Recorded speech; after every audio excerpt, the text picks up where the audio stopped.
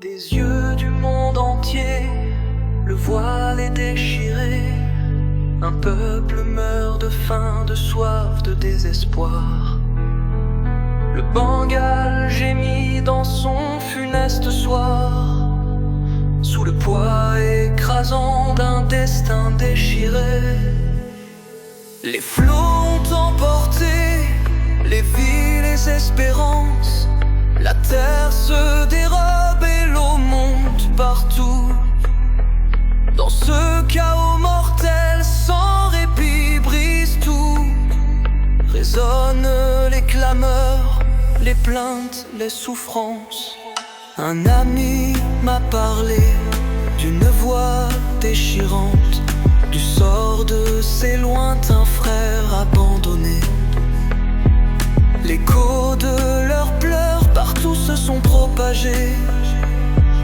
L'écho d'une misère immense et accablante.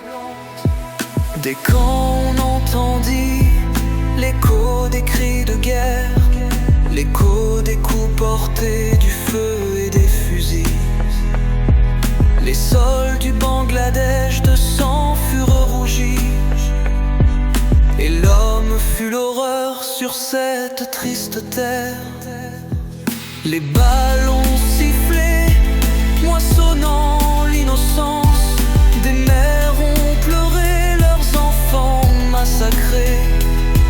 Les cœurs furent broyés, les esprits torturés, sous le joug inhumain d'une sombre violence. Les rivières charriaient les corps sans sépulture. L'air sentait la mort, le crime dévastateur. Nul refuge ne fut face à cette terreur. La faim, le choléra, l'indicible blessure. On a brûlé, violé des femmes en pleurs. Le droit fut bafoué et la justice bannie. Dans la nuit du chaos, l'âme fut asservie face à l'arrogance des bourreaux, les horreurs. Le monde regardait, les yeux à demi clos, ces scènes de barbarie sans lever un doigt. Mais un cri s'est levé, brisant la sombre loi. Il faut que ça cesse. Sortons de nos cachots. Il faut tendre la main, briser cette indolence, offrir un peu d'espoir à ces cœurs affligés. Que l'argent se masse, les fonds soient partagés, pour que renaissent enfin la vie et l'opulence.